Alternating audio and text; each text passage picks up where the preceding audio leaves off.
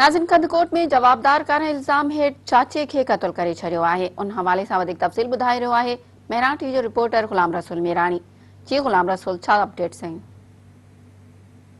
जी बिल्कुल, कंदरकोट भरिसां रसालदार थाने जी हद में मुबैना कार इल्ज़ाम हेठि जवाबदार चाचे साथियुनि सां गॾिजी नौजवान ग़ुलाम यासीन गोलो मथां बंदूक जा फायर करे उनखे क़त्ल करे छॾियो आहे।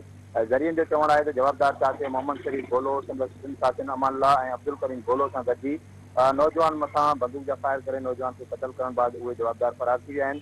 ऐं पुलिस खे जॾहिं इतला मिलियो त पुलिस वाक़िए वारे हंधि पहुची करे नौजवान जो लाश वाक़िए वारे हंधि तां खणाए जेको आहे उनखे पोस्टमार्टम ज़रूरी कार्रवाई बाद जेको आहे उहो लाश वारसनि हवाले कयो। जॾहिं त पुलिस हिन वाक़िए खे लिकाइण जी कोशिशि कंदे वाक़िए खां बेख़बरी ज़ाहिर करे छॾी आहे।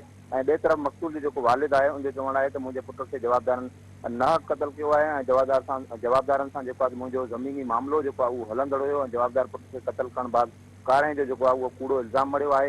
हुन चयो त मां ग़रीब मिस्किन आहियां, जवाबदार बाअसर वॾेरो आहे, जंहिं करे जेको आहे पुलिस वाक़िए खे लिकाइण जी जेको आहे उहा कोशिशि कंदे कार्रवाई करण जे लाइ जेको आहे उहा तयार ई न आहे।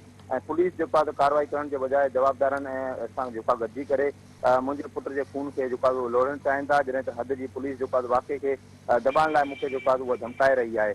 हुनजो जेको मक़सूद जेको वालिद आहे उन जे वालिद जेको आहे त पुलिस जे आला अख़्तियारनि खां इहो मुतालबो कयो आहे त वाक़िए जो जेको नोटिस आहे उहो वठी करे जवाबदारनि जे ख़िलाफ़ केस दाख़िल करे इंसाफ़ कयो वञे। जी ग़ुलाम रसूल, जी मेहरबानी।